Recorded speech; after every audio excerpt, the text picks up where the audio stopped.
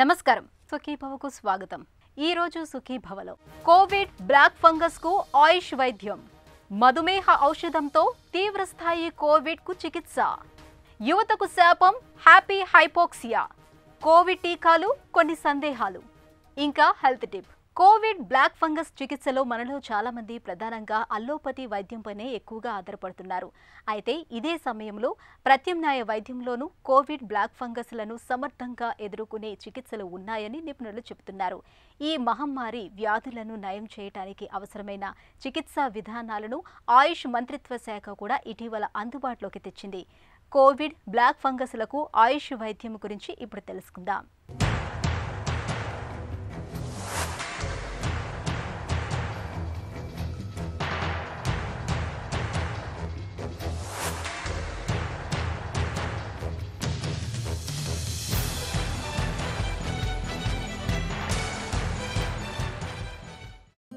రోగ నిరోధక శక్తి బాగున్నంతవరకే మనకు ఆరోగ్యం। వ్యాధి నిరోధక శక్తి సన్నగిల్లితే మన ఒంట్లో జబ్బుల తాకిడి పెరుగుతుంది। కరోనాతో పాటు బ్లాక్ ఫంగస్ విజృంభిస్తున్న ప్రస్తుత నేపథ్యంలో మన ఒంట్లో వ్యాధి నిరోధక శక్తి బలంగా ఉండేలా చూసుకోవడం మనకు చాలా అవసరం। ఇవాళ మనలో చాలామంది వ్యాధి నిరోధకతను పెంచుకోవడానికి చాలా ప్రయత్నాలే చేస్తున్నారు। అల్లం, మిరియాలు, తులసి తదితర దినుసులతో కషాయాలను కాచుకొని నిత్యం తాగడాన్ని అలవాటు చేసుకుంటున్నారు। అలాగే విటమిన్ సి, విటమిన్ డి3, జింక్ తదితర సప్లిమెంట్లను వాడుతున్నారు। ఇవన్నీ వ్యాధి నిరోధకతకు ఊతమిచ్చేవే। అయితే మన ఒంట్లో వ్యాధి నిరోధకతను బలంగా ఉంచుకునేందుకు, కరోనా ఇన్ఫెక్షన్ను జయించడానికి, బ్లాక్ ఫంగస్ నుంచి బయటపడేందుకు కేంద్ర ఆయుష్ మంత్రిత్వ శాఖ కొన్ని ప్రత్యేక పరిష్కారాల్ని సూచిస్తోంది। కోవిడ్ వ్యాధి చికిత్స లోపల ఆయుష్ 64 సెంట్రల్ గవర్నమెంట్ భారత ప్రభుత్వం చేత ధృవీకరింపబడినటువంటి మాత్ర ఆయుష్ 64, అట్లాగే కబాసూర్ కుడనీర్ అనేటువంటి క్వాదచూర్ణం, మన ప్రపంచానికి భారతదేశం అందించినటువంటి అమూల్యమైనటువంటి సంపద ఆయుర్వేదం। ఆయుర్వేదం లోపల గత కొన్ని డికేడ్స్గా ఆయుష్ 64 అనేటువంటి మాత్రలని యాంటీ మలేరియల్ ప్రాపర్టీస్ ఉన్నట్టుగా నిర్ధారింపబడినటువంటి మాత్ర ఇది। సెంట్రల్ గవర్నమెంట్లోని ఆయుష్ యొక్క సంస్థ కింద ఉండేటువంటి సిఎస్ఐఆర్ అయితేనేమి, సిసిఆర్ఏఎస్ అయితేనేమి, ఐసిఎంఆర్ లాంటి ఆధునిక సంస్థలన్నింటి చేత ధృవీకరింపబడి placebo controlled multi centred double blind studies చేయబడి ప్రపంచ ఆరోగ్య సంస్థ చేత కూడా శబాష్ అనిపించుకున్నటువంటి ఒకానొక రీసెర్చ్ వర్కే ఈ ఆయుష్ 64 మాత్రలివి। ఈ మాత్రలు మలేరియా వ్యాధి నుండి ఇప్పుడు మల్టీ సెంటర్ స్టడీస్ 3 ఇన్స్టిట్యూషన్స్ లోపల డిఫరెంట్గా ప్లాసిబో కంట్రోల్డ్ స్టడీస్ చేయడం జరిగింది। ఈ ప్లాసిబో కంట్రోల్డ్ స్టడీస్లో కొన్ని వేల మందికి ప్రజలకు చేస్తే దాని యొక్క ఫలితాలు చాలా ద్విగుణీకృతంగా ఉన్నాయి। కోవిడ్ మైల్డ్ మోడరేట్ స్టేజెస్లో ఉండేటువంటి రోగులకి ఈ ఔషధాన్ని 14 రోజుల పాటు రోజు 2 మాత్రలు ఉదయం రాత్రి ఇవ్వడం ద్వారా మైల్డ్ అండ్ మోడరేట్ సిమ్టమ్స్ను పూర్తిగా కంట్రోల్ చేయగలము అనేటువంటిది సిఎస్ఐఆర్, ఐసిఎంఆర్ సంస్థల చేత ధృవీకరింపబడిన ఔషధం ఇది। కరోనా బాధితులకు ఆయుష్ వైద్యం కబాసుర కుడినీర్, శంషమని వటి, అశ్వగంధ వంటి కొన్ని ప్రత్యేక ఔషధాల్ని సూచిస్తోంది। కరోనా వైరస్ లక్షణాలు స్వల్పంగా మధ్యస్థంగా ఉన్న రోగులకు ఆయుష్ 64 బాగా ఉపయోగపడుతుంది। ఈ మాత్రను 15 రోజుల పాటు ఉదయం 1, రాత్రి 1 చొప్పున వాడాలి। అలాగే కబాసుర కుడినీర్, ఇందులో 13 రకాల మూలికలుంటాయి। ఇది పొడి రూపంలో ఉంటుంది। 1 స్పూన్ పొడి వేసి 100 మిల్లీలీటర్ల నీళ్లు పోసి 50 మిల్లీలీటర్లు అయ్యే వరకు బాగా కాచి కషాయం మాదిరిగా చేసుకుని ఉదయం 1 సగం, రాత్రికి మరో సగం తాగాలి। ఇలా 15 రోజుల పాటు తాగాలి। కరోనా లక్షణాన్ని తగ్గించడానికి శంషమని వటి కూడా బాగా పనిచేస్తుంది। ఇందులో గూడోచి అనేది ప్రధాన ఔషధంగా ఉంటుంది। దీన్ని 500 మిల్లీగ్రాములు ఉదయం, రాత్రి ఒక్కొక్కటి చొప్పున 21 రోజుల పాటు వేసుకోవాలి। అలాగే అశ్వగంధ 500 మిల్లీగ్రాముల మాత్రను ఉదయం, సాయంత్రం 1 చొప్పున 15 నుంచి 20 రోజుల పాటు వాడాలి। ఈ మందులన్నీ రోగ నిరోధక శక్తిని బలోపేతం చేస్తాయి, ముఖ్యంగా ఊపిరితిత్తులకు బలం చేకూరుస్తాయి। Central Council for Research in Ayurvedic Sciences endorse కాబడ్డటువంటి ఈ ఔషధం లోపల దాదాపు 5 వనమూలికలు, కుబేరాక్ష గింజలైతేనేమి, కటుకి, కిరాతతిక్త, నేలవేము లాంటి 5 ముఖ్యమైనటువంటి ఔషధాలను ఒక ప్రామాణిక క్రమపద్ధతి లోపల తయారు చేసి దానిలో 36కు పైన ఆల్కలాయిడల్ ఎక్స్ట్రాక్షన్స్ను ధృవీకరింపజేసి వాటికి యాంటీవైరల్ ప్రాపర్టీస్ ఉన్నట్టుగా, వైరోస్టాటిక్ ప్రాపర్టీస్ ఉన్నట్టుగా, ఇమ్యూనిటీని బూస్ట్ చేయగలిగినటువంటి ప్రాపర్టీస్ ఉన్నట్టుగా, శరీరం లోపల అగ్నిని ప్రదీప్తింపగలిగేటువంటి ప్రాపర్టీస్ ఉన్నట్టుగా, శరీరం లోపల డెబిలిటీని తగ్గించగలిగేటువంటి ప్రాపర్టీస్ ఉన్నట్టుగా, శరీరంలో నిస్సత్తువను తగ్గించగలిగేటువంటి ప్రాపర్టీస్ ఉన్నట్టుగా ప్రపంచ ఆరోగ్య సంస్థ చేత నిర్ధారింపబడిన ప్రమాణాలకు అనుగుణంగా రూపొందింపబడినటువంటి ఔషధం 14 రోజుల పాటు ఉదయం 2 రాత్రి 2 తీసుకోవడం మర్చిపోవద్దు. ఈ సమయంలో ఎందుకంటే ఇది కోవిడ్ మైల్డ్ అండ్ మోడరేట్ సిమ్టమ్స్కే కాకుండా మనం 5 డేస్ కనుక తీసుకుంటే అది ఖచ్చితంగా ప్రివెంటివ్గా కూడా పనిచేస్తుందనడం లోపల ఎట్లాంటి సందేహం లేదు. ఇది భారత ప్రభుత్వం చేత ధృవీకరింపబడినటువంటిది. దీనిలో ఉండేటువంటి ఫైటో ఆల్కలాయిడ్స్ అనేటువంటి కాన్స్టిట్యూయెంట్స్ ఇవి కబాసూర కుడనీరు అనేటువంటి సిద్ధ ఔషధానికి సిమిలర్గా ఉన్నట్టు, కబాసూర కుడనీరు అనేటువంటిది కూడా ఇది ప్రముఖమైనటువంటి సిద్ధ ఔషధం. కఫ జ్వరాలలో సిద్ధ వైద్యులు ప్రామాణికంగా వాడేటువంటిది. దీనిలో ఈ ఇంగ్రీడియంట్స్తో పాటుగా వాళ్ళు శొంఠి, గుడిచి, పిప్పళ్ళు, అల్లము, నేలవేము లాంటి ఔషధాలు ఇంకా మరికొన్ని చేర్చి ద్విగుణీకృతం చేశారు. కబాసూర కుడనీరు యొక్క కషాయాన్ని మార్నింగ్ 10 to 20 ml పెద్దవాళ్ళైతే, రాత్రి 10 to 20 ml for adults dosage for 5 days తీసుకుంటూ ఆయుష్ 64 మాత్రల్ని 14 రోజులు వాడడం ద్వారా ఇది ఒక రకంగా herbal vaccine, herbal immunity boosting agents ఇవి శరీరానికి అందుతాయి. ఇది అయితే దీనిలో వచ్చేటువంటి ఏంటంటే వీక్నెస్ను తగ్గించి, బలహీనతను తగ్గించి, ఆకలిని పెంచి తొందరగా రికవర్ అయ్యేవారు. కోవిడ్కు ఎమర్జెన్సీ ప్రోటోకాల్ ఏదైతే సెంట్రల్ గవర్నమెంట్ నిర్దేశించిందో ఆ ప్రమాణాలకు ఆయా సంబంధించినటువంటి ఎమర్జెన్సీలో ఆయా మందులు వాడుతూ ఆయుష్ 64, కబాసూర కుడనీర్ లాంటి ఔషధాలని భారత ప్రభుత్వము నిర్ధారించింది. కాబట్టి ఇవి తీసుకోవడం ద్వారా తొందరగా వాళ్ళ వర్క్స్కు వెళ్ళిపోవడం, తర్వాత అపెటైట్ నార్మల్గా రావడం, పోస్ట్ కోవిడ్కు సంబంధించినటువంటి స్కిన్ చేంజెస్ అయితేనేమి, డెబిలిటీ అయితేనేమి, హెయిర్ ఫాలింగ్ అయితేనేమి, శరీరం లోపల హైపర్ పిగ్మెంటేషన్, కొంతమందికి హైపర్ నలుపు రంగులోకి మారడం అయితేనేమి, ఇవన్నింటినీ కూడా తగ్గించడము లేదా నివారించడం జరిగింది. మైల్డ్ మోడరేట్ సిమ్టమ్స్ ఉన్నప్పుడు కబాసూర కుడనీర్ ఆయుష్ 64 మాత్రల్ని నిర్భయంగా, నిర్ద్వందంగా తీసుకోవచ్చని మనవి చేస్తున్నాను. ప్రస్తుతం మనల్ని భయపెడుతోన్న బ్లాక్ ఫంగస్ కూడా ఆయుర్వేదంలో చక్కటి ఔషధాలు అందుబాటులో ఉన్నాయి. కోవిడ్ సోకి తగ్గినవారు, ముఖ్యంగా మధుమేహులు శంషమనివటి, నిషామలకివటి, సుదర్శన ఘనవటి, ఆయుష్ 64 ఔషధాలను 21 రోజుల పాటు వాడుకోవడం మేలు. ఈ ఔషధాలు బ్లాక్ ఫంగస్ను చాలా వరకు నివారిస్తాయి. ఇక కోవిడ్ వచ్చి తగ్గిన తరువాత ఒంట్లో రోగ నిరోధక శక్తి తగ్గుతుంది. ఇమ్యూనిటీని పెంచుకునేందుకు రోజువారీ ఆహారం, వ్యాయామం అలవాట్ల విషయంలో ప్రత్యేకంగా జాగ్రత్తలు తీసుకోవాలి. హెల్త్ న్యూస్ మీకోసం.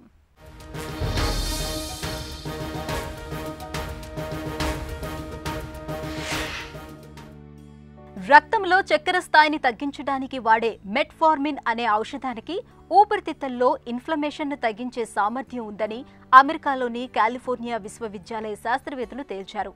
కోవిడ్ ఉధృతం కావటానికి, కరోనా మహమ్మారితో మరణముప్పు పెరగటానికి ఈ ఇన్ఫ్లమేషన్ ప్రధాన కారణమవుతోంది. మెట్ఫార్మిన్ ఔషధం కాలేయంలో గ్లూకోజ్ ఉత్పత్తిని తగ్గిస్తుంది, తద్వారా రక్తంలో చక్కెర స్థాయిని నియంత్రిస్తుంది. అంతిమంగా ఇన్సులిన్కు మన శరీరం స్పందించే తీరును మెరుగుపరిచి మధుమేహ బాధితులకు ఉపశమనం కలిగిస్తుంది. ఈ ఔషధానికి ఇన్ఫ్లమేషన్ను నియంత్రించే లక్షణాలు ఉన్నాయని వెల్లడైంది.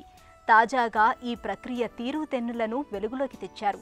ఇందుకోసం acute respiratory distress syndrome ARDS అనే ప్రాణాంతక సమస్య కలిగిన ఎలుకలపై పరిశోధనలు సాగించారు. ఈ రుగ్మత వల్ల ఊపిరితిత్తుల్లోకి నీరు చేరడం, శ్వాస తీసుకోవటంలో ఇబ్బందులు, కీలక అవయవాలకు ఆక్సిజన్ సరఫరా తగ్గిపోవటం జరుగుతుంది. బ్యాక్టీరియా లేదా వైరల్ ఇన్ఫెక్షన్ల వల్ల ఇది తలెత్తుతూ ఉంటుంది. కోవిడ్తో ఆసుపత్రి పాలైన వారిలో మరణాలకు ఇదే ప్రధాన కారణమవుతోంది. మెట్ఫార్మిన్ వల్ల ఎలుకల్లో ARDSకు అడ్డుకట్టబడిందని గుర్తించారు.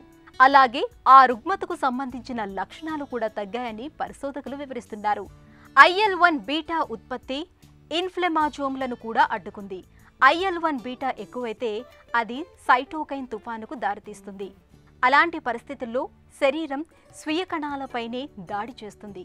ఈ నేపథ్యంలో మెట్ఫార్మిన్కు ఊపిరితిత్తుల్లో ఇన్ఫ్లమేషన్ను తగ్గించే గుణం ఉందని తేలడం ఆశావాహ పరిణామమని పరిశోధకులు పేర్కొంటున్నారు. కరోనా రెండో దశ యువతను ఎక్కువగా బలి తీసుకుంటోంది. స్వల్ప లక్షణాలే ఉండి అప్పటి వరకు చూడటానికి ఆరోగ్యంగా చలాకీగా ఉన్నవారు సైతం ఒక్కసారిగా కుప్పకూలి చనిపోతున్నారు. వీరిలో ఎక్కువ మంది మరణానికి కారణం హ్యాపీ హైపోక్సియా. వైద్య పరిభాషలో సైలెంట్ హైపోక్సియాగా పిలిచే ఈ లక్షణం నిజంగానే ఒక సైలెంట్ కిల్లర్. హ్యాపీ హైపోక్సియా గురించిన పూర్తి వివరాల్ని ఇప్పుడు తెలుసుకుందాం.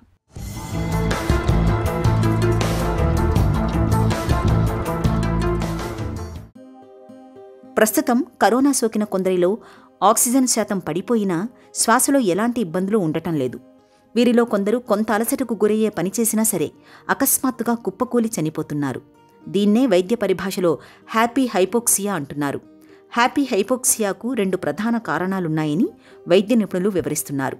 వైరస్ కలిగించే ఇన్ఫ్లమేషన్ రియాక్షన్ వల్ల ఊపిరితిత్తుల నుంచి రక్తం సరఫరా చేసే సన్నటి రక్తనాళాల్లోనూ గడ్డలు ఏర్పడుతున్నాయి. ఫలితంగా ఊపిరితిత్తులు దెబ్బతినడం, రక్తనాళాల్లో గడ్డలు ఏర్పడడంతో ఆక్సిజన్ శోషించుకునే గుణం తగ్గుతోంది. ఇక రెండో కారణం, రక్తంలో ఆక్సిజన్ శాతం తగ్గినప్పుడు దాన్ని గాలి నుంచి ఎక్కువగా గ్రహించేందుకు మనిషి అసంకల్పితంగానే ఎక్కువసార్లు ఊపిరి తీసుకుంటాడు. ఆ క్రమంలో రక్తంలో ఉండే కార్బన్ డయాక్సైడ్ ఎక్కువగా బయటకు వెళ్ళిపోతుంది. సాధారణంగా రక్తంలో కార్బన్ డయాక్సైడ్ 40 మిల్లీమోల్స్ ఉండాలి. మనిషి మెదడులో శ్వాసకోశ వ్యవస్థను నియంత్రించే భాగాన్ని స్టిమ్యులేట్ చేసేది కార్బన్ డయాక్సైడే. అది ఉండాల్సిన దానికంటే తగ్గిపోవడం వల్ల మనిషి మెదడులో స్టిమ్యులేషన్ జరగక రక్తంలో ఆక్సిజన్ శాతం బాగా తగ్గిపోతోంది. కరోనా మొదటి దశలో హ్యాపీ హైపోక్సియా లక్షణం ఉన్నవారు ఆక్సిజన్ శాతం 98 ఉన్నప్పుడు ఎలా ఉండేవారో 90కి పడిపోయినప్పుడు అలాగే ఉండేవారు. ఇప్పుడు 80 నుండి 85% కంటే పడిపోయినా సాధారణంగానే ఉంటున్నారు. వారిలో వ్యాధి లక్షణాలు పెద్దగా కనిపించడం లేదు. దీంతో హఠాత్తుగా నష్టం జరుగుతోంది. టాయిలెట్కు వెళ్లినా, వేగంగా మెట్లు ఎక్కడం, బరువులు ఎత్తడం, బైక్ మీద వెళ్లడం, ఇలా కాస్త ఒత్తిడి, ఆయాసం కలిగించే పనులు చేస్తే ఒక్కసారిగా కుప్పకూలుతున్నారు. కాబట్టి కరోనా లక్షణాలుంటే ఎప్పటికప్పుడు పల్స్ ఆక్సిమీటర్తో ఆక్సిజన్ శాతం పరీక్షించుకోవాలి. 94% కంటే తగ్గితే జాగ్రత్త పడాలి. టాయిలెట్కి వెళ్ళినప్పుడు ఆయాసంగా అనిపించడం, పెదవులు నీలం రంగులోకి మారడం, చల్లటి వాతావరణంలోనూ చెమటలు పట్టడం వంటివన్నీ హ్యాపీ హైపోక్సియా లక్షణాలే. ఈ లక్షణాలు కనిపిస్తే వెంటనే జాగ్రత్తలు తీసుకోవాలి. నిజం గడప దాటే లోపల అబద్ధం ఊరంతా చుట్టేసి వస్తుందనే నానుడి మనకు బాగా తెలిసిందే. కరోనా టీకాల విషయంలోనూ ఇప్పుడు అదే జరుగుతోంది. టీకాలపై ఇవాళ అద్దం పద్దం లేని అపోహలు ప్రచారంలోకి వస్తున్నాయి. కరోనా టీకా తీసుకున్నా ఫలితం ఉండదని, రక్షణ లభించదనే భావనలో కొంతమంది ఉంటున్నారు. టీకాల మూలంగా దుష్ఫలితాలు ఉంటాయని, జ్వరం, ఒళ్ళు నొప్పుల బెడద ఉంటుందని భావిస్తున్నారు. నిజానికి ఇవన్నీ ఒట్టి నమ్మకాలే అంటారు నిపుణులు. కరోనా టీకాలపై సామాన్య జనంలో ఉన్న సందేహాల గురించి డాక్టర్ని అడిగి ఇప్పుడు తెలుసుకుందాం.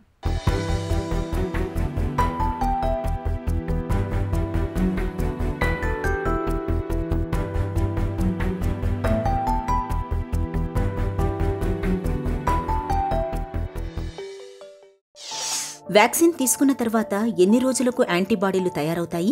ఈ వ్యాక్సిన్ అన్నది బేసిక్గా 2 డోసెస్ ఉంటుంది. అది కోవిషీల్డ్ కానివ్వండి, కోవాక్సిన్ కానివ్వండి, ఇప్పుడు అవైలబుల్గా ఉన్న స్పుట్నిక్ వి కానివ్వండి, 2 డోసెస్ మనం తీసుకుంటున్నాం. మనకి యాంటీబాడీస్ ఎప్పుడు ఫామ్ అవుతాయి అంటే, ఎప్పుడైతే సెకండ్ డోస్ తీసుకున్న తర్వాత after 2 to 4 weeks after second dose మనకి ఎఫెక్టివ్ ఇమ్యూన్ రెస్పాన్స్ అన్నది స్టార్ట్ అవుతుంది. గర్భిణీలు, పాలిచ్చే తల్లులు వ్యాక్సిన్ తీసుకోవచ్చా?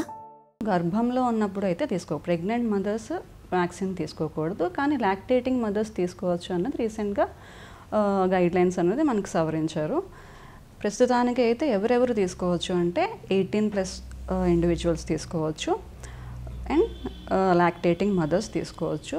అండ్ అదర్ డిసీజెస్ అంటే డయాబెటీస్ కానీ, హైపర్ టెన్షన్ కానీ, క్రానిక్ కండిషన్స్ కానీ, ఇలా అదర్ ఏదైనా మెడికేషన్ ఉంటే తీసుకోకూడదా అనుకుంటే అట్లా ఏం లేదు. ఏ మెడికేషన్ వాడినా తీసుకోవచ్చు. ప్రెగ్నెంట్ మదర్స్ తీసుకోకూడదు అండ్ చిల్డ్రన్ తీసుకోకూడదు ప్రస్తుతానికి. ఇంకా చిల్డ్రన్లో తీసుకోవచ్చు అన్నదానికి ట్రయల్స్ అయితే నడుస్తున్నాయి. ఒక డోస్ కోవిషీల్డ్, మరో డోస్ కోవాక్సిన్ తీసుకోవచ్చా? ఫస్ట్ డోస్ ఏ వ్యాక్సిన్ అయితే తీసుకుంటామో సెకండ్ డోస్ కూడా అదే వ్యాక్సిన్ తీసుకోవాలి. ఫస్ట్ కోవాక్సిన్ తీసుకుంటే సెకండ్ కూడా కోవాక్సిన్ తీసుకోవాలి. ఫస్ట్ డోస్ కోవిషీల్డ్ తీసుకుంటే సెకండ్ డోస్ కూడా కోవిషీల్డే తీసుకోవాలి. ఎందుకు అంటే మనం మామూలుగా సెకండ్ డోస్ ఇచ్చేదే ఫస్ట్ డోస్ తీసుకున్న తర్వాత మన బాడీలో ఒక ఇమ్యూన్ రెస్పాన్స్ అన్నది స్టార్ట్ అవుతుంది. ఆ ఇమ్యూన్ రెస్పాన్స్ని స్ట్రెంగ్తెన్ చేయడానికి, బ్రాడెన్ చేయడానికి మనం సెకండ్ డోస్ అన్నది ఇస్తాము. సో ఫస్ట్ డోస్ కాన్స్టిట్యూయెంట్ వేరు ఉండి సెకండ్ డోస్ కాన్స్టిట్యూయెంట్ వేరు ఉంటే ఆ ఇమ్యూన్ రెస్పాన్స్ అన్నది ఎఫెక్టివ్గా పెరగదు. మొదటి డోస్ తర్వాత రెండో డోస్ ఆలస్యమైతే ఏం జరుగుతుంది? ఇండియాలో ప్రస్తుతానికి 3 వ్యాక్సిన్స్ అవైలబుల్ ఉన్నాయి. Covaxin, Covishield and Sputnik V. So వీటికి డోసెస్ ఎంత ఇంటర్వెల్స్లో తీసుకోవచ్చు? కోవాక్సిన్ అనేది ఫస్ట్ డోస్కి సెకండ్ డోస్కి 4 to 6 weeks గ్యాప్ తీసుకోవచ్చు. అదే కోవిషీల్డ్ అయితే 12 to 16 weeks గ్యాప్ తీసుకోవచ్చు. అంటే ఫస్ట్ డోస్కి సెకండ్ డోస్ అన్నది ఫస్ట్ డోస్ తర్వాత 12 to 16 weeks తర్వాత తీసుకోవచ్చు. అదే స్పుట్నిక్ అన్నది 21st day తర్వాత తీసుకోవచ్చు. లేదు మీకు వీలు అవ్వట్లేదు, ఆ ఇంటర్వెల్స్లో ఇంకొంచెం లేట్ అవుతుంది అంటే మాత్రం యాజ్ ఎర్లీ యాజ్ పాసిబుల్ మీకు ఎప్పుడు వీలు అవుతుందో అది తీసుకుంటే ఆ వ్యాక్సిన్ అనేది ఎఫెక్టివ్గా పనిచేయడానికి మీకు దోహదపడుతుంది. వ్యాక్సిన్ 2 డోసులు తీసుకున్న తర్వాత బూస్టర్ డోస్ కూడా అవసరం అవుతుందా? బూస్టర్ వ్యాక్సిన్స్ అన్నీ కొన్నిట్లో ఉంటున్నాయి. ఇప్పుడు టీడాప్ అని, హెపటైటిస్ ఏ అని ఇటువంటి కండిషన్స్లో మనం బూస్టర్ వ్యాక్సిన్స్ ఇవ్వడం అన్నది చూస్తున్నాం. కానీ బూస్టర్ వ్యాక్సిన్స్ ఇవ్వాలి అంటే మనకి క్లినికల్ ట్రయల్స్ అన్నది పెద్ద రేంజ్లో జరగాలి. లైక్ ల్యాక్స్ ఆఫ్ పాపులేషన్లో మనకి చూసి అవసరమైతేనే మనం బూస్టర్ డోసెస్ ఇస్తాము. ప్రస్తుతానికి WHO కానివ్వండి, CDC కానివ్వండి, ఈవెన్ మన గవర్నమెంట్ ఆఫ్ ఇండియా కానివ్వండి బూస్టర్ డోస్ అవసరం అన్నది ఎక్కడ చెప్పట్లేదు. ప్రస్తుతానికి ఈ 2 డోసెస్ అన్నది సరిపోతుంది. సోషల్ డిస్టాన్సింగ్ కానీ, covering your face with face mask కానీ, రెగ్యులర్ హ్యాండ్ వాషింగ్ కానీ, హ్యాండ్స్ ఫేస్కి టచ్ చేయకపోవడం కానీ, ఇటువంటి ఏవైతే మీరు ప్రికాషనరీ మెజర్స్ తీసుకుంటున్నారో అవి రెగ్యులర్గా ఖచ్చితంగా ఫాలో అవ్వాలి even after taking vaccine. Vaccine 2 డోసులు తీసుకున్నప్పటికీ కరోనా ఎందుకు వస్తోంది? వ్యాక్సిన్స్ అన్నవి ఎఫికసీ 100% ఎఫికసీ అన్నది లేదు. మీరు చూసుకున్నట్టయితే కోవాక్సిన్ అయితే 80, కోవిషీల్డ్ అయితే 70, స్పుట్నిక్ అయితే 90% వరకు ఇన్ఫెక్షన్స్ రాకుండా ఉండడానికి ఆపుతుంది. లేదంటే ఇన్ఫెక్షన్ వచ్చినా కూడా సీరియస్నెస్ అవ్వకుండా ఉండడానికి, హాస్పిటలైజేషన్ ఏదో ఛాన్స్ తక్కువ అవ్వడానికి, ఆక్సిజన్ లెవెల్స్ తక్కువ అయ్యే ఛాన్సెస్, ఇవన్నీ అంటే సీరియస్ డిసీజ్ రాకుండా ఉండడానికి చూస్తుంది అన్నమాట. సో 100% ఎఫికసీ కాదు కాబట్టి ఇన్ఫెక్షన్ వచ్చే ఛాన్సెస్ ఉంటాయి బేస్డ్ ఆన్ దేర్ ఎఫికసీ. ఇంకోటి ఏంటి అంటే వ్యాక్సిన్ తీసుకుంటాం కానీ అది ఎలా పనిచేస్తుంది అన్నది బాడీ బట్టి ఉంటుంది, ఆ శరీరం బట్టి ఉంటుంది. కొంతమంది ఆ వ్యాక్సిన్కి మంచిగా యాంటీబాడీస్ అన్నీ ఫామ్ అవుతాయి, కొంతమందికి యాంటీబాడీస్ మంచిగా ఫామ్ అవ్వవు. ఎవరిలో చూసుకుంటే మన HIV ఉన్నా, క్రానిక్ స్టెరాయిడ్ యూజ్ ఉన్న వాళ్ళలో కానీ, డయాబెటీస్ లాంగ్ టర్మ్ డయాబెటీస్ ఉన్న వాళ్ళలో కానీ, ఇప్పుడు ట్రాన్స్ప్లాంట్ పేషెంట్స్ వాళ్ళు ఇమ్యూనోసప్రెసివ్ డ్రగ్స్ వాడతారు, స్టెరాయిడ్స్ వాడతారు, అటువంటి పేషెంట్స్లో చూసుకున్నా, క్యాన్సర్ పేషెంట్స్లో చూసుకున్నా వీళ్ళలో ఇమ్యూనిటీ అన్నదే తక్కువ ఉంటుంది.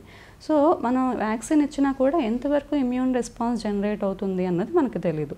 సో వాళ్ళల్లో కూడా వ్యాక్సిన్ ఇచ్చాం కదా అని ఖచ్చితంగా రాదు అని చెప్పడానికి ఉండదు. Hospitalisations, seriousness of the condition తగ్గిస్తుంది అండ్ రాకుండా ఉండడానికి కూడా చాలా వరకు మనకి దోహదపడుతుంది.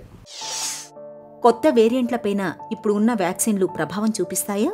ఇప్పుడు మనకి చూసుకున్నట్టయితే 4 రకాల వేరియంట్స్ ఉన్నాయి. UK వేరియంట్ అని, సౌత్ ఆఫ్రికన్ అని, బ్రెజిలియన్ అని, ఇప్పుడు కొత్తగా ఇండియన్ వేరియంట్ కూడా వచ్చింది.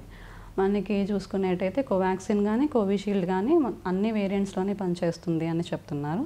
అండ్ స్పుట్నిక్ అయితే మోస్ట్లీ UK వేరియంట్ మీద మంచిగా పనిచేస్తుంది and south African and Brazilian variants మీద కూడా పనిచేస్తుంది కానీ అంత ఎఫెక్టివ్గా కాదు అన్నట్టు చెప్తున్నారు. సో న్యూ వేరియంట్స్ మీద కూడా పనిచేస్తుంది, ఎందుకంటే వ్యాక్సిన్ అన్నది మనం చూసుకున్నట్టయితే హోల్ వైరస్ ఇస్తున్నాం. కోవాక్సిన్లో చూసుకుంటే ఇన్యాక్టివేటెడ్ వైరస్ ఇస్తాము. సో ఇన్యాక్టివేటెడ్ వైరస్ ఇచ్చినప్పుడు అవి మ్యూటెంట్ అయినా కొన్ని ప్రోటీన్స్, కొన్ని మాలిక్యూల్స్ మ్యూటేట్ అవుతాయి. So rest of the body అన్నది సేమ్ ఉంటుంది. సో మనకి యాంటీబాడీస్ రకరకాల పార్ట్స్ ఆఫ్ ద వైరస్ మీద ఫామ్ అవుతాయి. సో ఈ పార్ట్ మ్యూటెంట్ అయినా అదర్ పార్ట్ ఆఫ్ ద వైరస్కి మనకి యాంటీబాడీస్ ఉంటాయి. సో అవి మ్యూటేషన్స్ జరిగినా కూడా మనకి ఇప్పుడు ఇచ్చే వ్యాక్సిన్స్ అయితే మాత్రం అన్ని వేరియంట్స్ మీద పనిచేస్తున్నాయి. అది ఒక స్టడీలో కూడా మనకి తెలిసింది. కరోనా టీకాలపై ప్రచారంలో ఉన్న నమ్మకాలు చాలా వరకు అవాస్తవాలే. కోవిడ్ ముప్పు పొంచి ఉన్న నేపథ్యంలో వైరస్ నుంచి రక్షణ కోసం మనందరం తప్పనిసరిగా టీకాలను తీసుకోవాలి. ఒక చిన్న చిట్కా మీకోసం. దగ్గు విడవకుండా వేధిస్తున్నప్పుడు అల్లం ముక్కకు కొద్దిగా తేనెను కలిపి తరచూ చప్పరిస్తూ ఉండండి. దగ్గు త్వరగా తగ్గుతుంది.